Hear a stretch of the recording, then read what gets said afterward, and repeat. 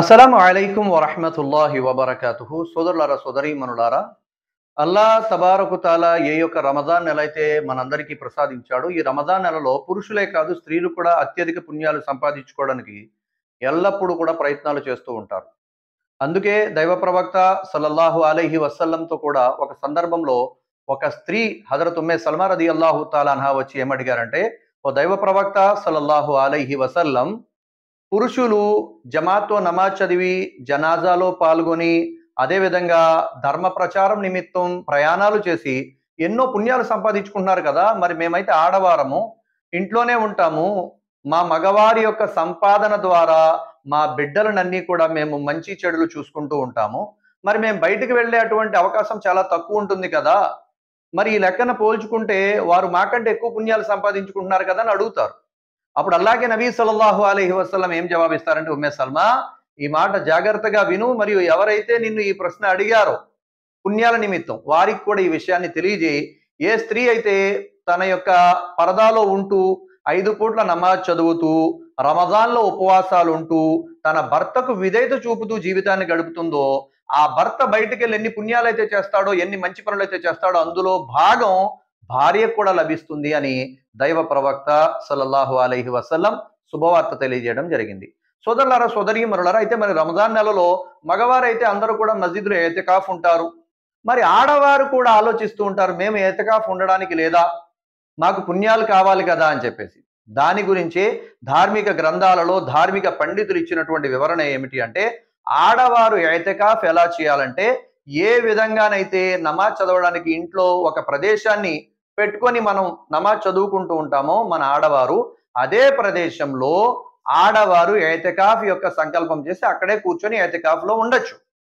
అయితే రమజాన్ నెలలో ఆఖరి 10 రోజులు ఎతికాఫ్ చేయడం అనేది మస్నూన్, దైవ ప్రవక్త వారి యొక్క సాంప్రదాయం. అయితే ఆడవారు కూడా ఎవరైనా ఎతికాఫ్ చేయాలి అనుకుంటే వారు కూడా 10 రోజులు ఎతికాఫ్ ఉండాలనుకుంటే ఉండొచ్చు. అయితే సోదరీమణులారా, బాగా గుర్తుంచుకోవాలి, ఎతికాఫ్లో కొన్ని నిబంధనలు ఉన్నాయి, కొన్ని నియమాలు ఉన్నాయి. ఆ నియమాలను పాటిస్తూ ఉంటేనే ఆ ఎతికాఫ్ పూర్తవుతుంది.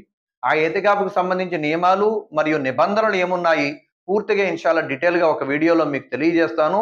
అల్లా తబారక తాలా మీకు చెప్పేటువంటి నాకు కూడా అల్లాను రాజీ చేసుకునేటువంటి ఆచరణలు కేవలం రమజాన్లోనే కాకుండా జీవితం అంతా చేసేటువంటి భాగ్యాన్ని ప్రసాదించుగాక.